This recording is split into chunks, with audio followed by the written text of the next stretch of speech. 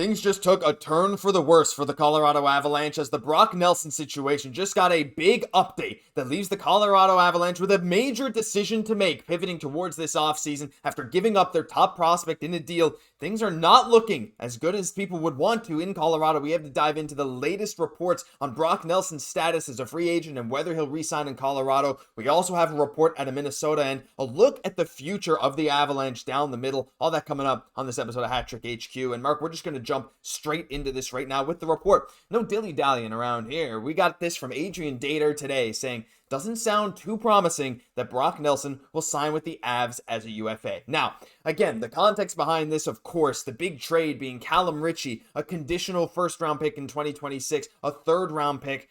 Callum Ritchie being their top prospect for Brock Nelson is tough. Now, Mark, just on the front of Brock Nelson, before we dive into, the actual future with the Avalanche, stuff like that, I think he would make a great fit back in Colorado at the right price. And I think from what I'm seeing, fans tend to agree Brock Nelson is a great fit at the right price, at the right term. And at this point, what do you think? I mean, if he was to be made available, is this a guy that you're kind of upset on missing out on if you're Colorado, especially after what went down?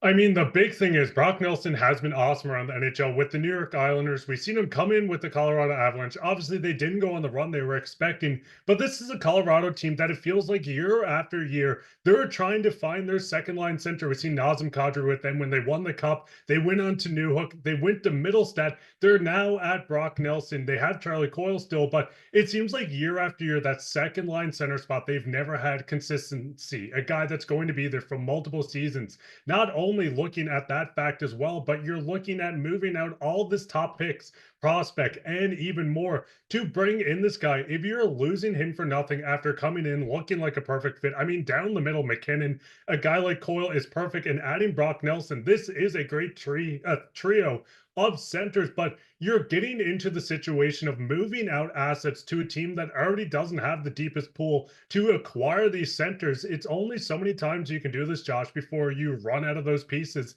and you're kind of stuck with Ross Colton as a second line center. Yeah, like it's tough because it's on the one hand, it's like, look, sunk cost fallacy. Brock Nelson is probably gone. Yes, we traded away Callum Ritchie and some picks for him. What's done is done. If he doesn't want to sign, he doesn't want to sign. Move on to what's next. But at the same time, there are some other decisions to be made here because you alluded to the Avalanche's weakening prospect pool, because this was back in February when Scott Wheeler of The Athletic did a ranking of every team's prospect pool. Colorado came in at 23rd, and look, they held on to some picks last year. They even added some. Didn't have a first rounder. They added 9 prospects. But they had great continued prospects from their top prospect, Callum Ritchie, who had an argument, at least back in February, to be the best player in the OHL. And look, we know he was really, really, really good. But with Callum Ritchie on the way out, well, gone, obviously, to the New York Islanders, and another conditional first in 2026 that could go to 2027, depending on some other things. It's a first-round pick nonetheless. You're left with some questions for Colorado. And again, when I say turn for the worse, it's not like this team's about ready to collapse into the ground. You still have MacKinnon. You have Marty Necas, who's very young and is going to be a great player for a long time. It's amazing to see Landeskog back. Arturi Lekkonen's having career years. This team is still unbelievable.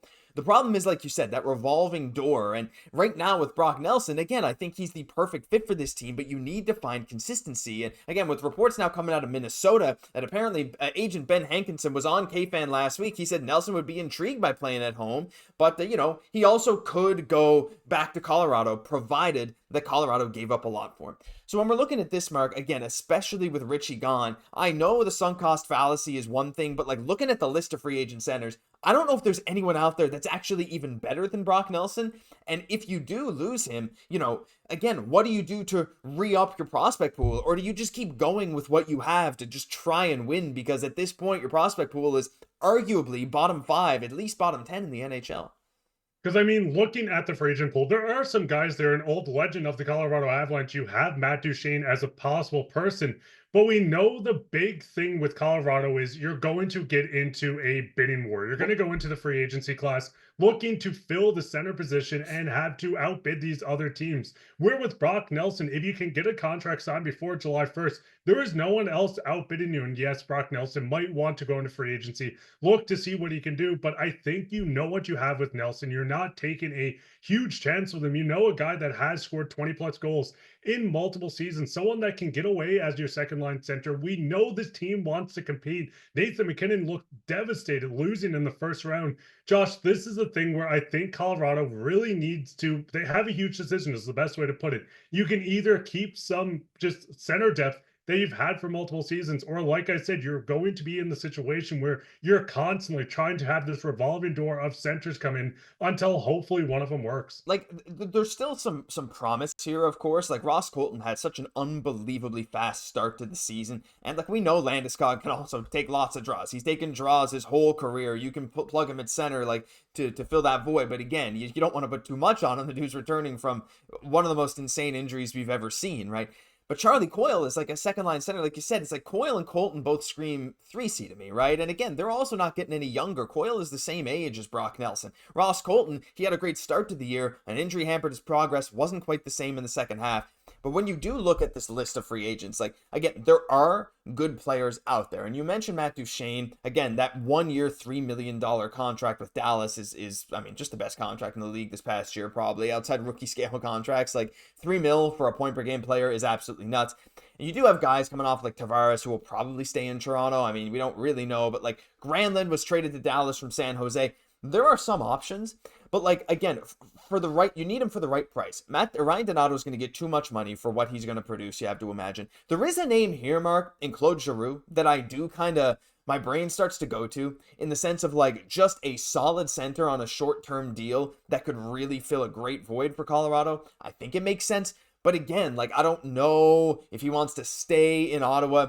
Ultimately, at the end of the day, Mark, if Brock Nelson is willing to take a small like what's the term max you'd go for Colorado? Because I think that's the question. Other teams looking at Brock Nelson, teams are afraid to give him a long-term extension because you're like 33 years old. What if his production drops off? If you are Colorado and things are saying, oh, the talks aren't so great on him coming back, would you even maybe go to a longer term extension for him? Maybe longer than other teams. We're talking maybe a 5-6 year extension, which would be very risky. You know, the back half wouldn't be good. But maybe if that would pry him away from other teams that are maybe a little more risk averse, do you think that could maybe get the job done? I mean, that's the big thing and the risk you're going to have to take. If he wants to return to his hometown team in the Minnesota Wild, or not return, but go home to Minnesota, they could offer him a 4 year deal. And I think the Avs could match the price and he would still return to Minnesota. So going with a longer term deal, I mean, 33 years old, he's not getting younger. He looks a lot older than he is, but he still is in some years of not his prime. He can still produce. But the big thing with this is if you're going on a 5 or 6 year deal, you're looking at almost a 40-year-old Brock Nelson. He's going to be quite slowed down at that point. But you also need to look at the sense of, hey, this Avs team has a window 3 to 4 years from now. Who really cares after that? If you sign him to a 6 year deal, his production drops in year 5 and 6. Who cares at the point? Trade off, get some more picks, go into a rebuild, whatever it takes. I think you need to prioritize winning now. And if you have to sacrifice the final 2 years of that to figure out what to do with his contract, then I think that would be completely fine. Yep, that's kind of my thing. It's like, look, you got MacKinnon for 6 more years. You're going to sign Necas to an extension if you traded Rantanen for him, like, and assuming Necas wants to be there. You still have Nichushkin for many more years. You still have, again, Landeskog, provided he can play a full season. Again, we'll have to wait and see, hoping so. You know, he still has a bunch of years. Your window is long, right? Your window in Colorado is not shut right now if you don't find a replacement for Nelson. Again, like Ross Colton playing well. The prospect pool, really not great, especially when it comes to forwards. Like, I think, according to The Athletic, their highest one, they have William Zellers, I think, is their highest ranked. We'll see. I mean, that changes all the time, but like, you know, the window's not closed. And so having Nelson, even if you know that contract's going to look bad at the end of it, it's going to look bad right as MacKinnon's contract's coming up, and then you're still well positioned to move some guys off, start a rebuild. We'll have to wait and see. But listen, we want to hear your guys' thoughts. Avalanche fans, what do you think? Is this a bad thing that Nelson might be gone? I know he'd be a good fit, but we'd love to hear your thoughts down below, because that'll do it for this episode of Hat Trick HQ. If you enjoyed, leave a like, comment, and subscribe to the channel. We're pushing for 20,000 subscribers. It's getting so close, and if you made it to the end, hey, I think we earned it. I'm Josh Gosse, my co-host, Mark Pye. We'll catch you in the next one.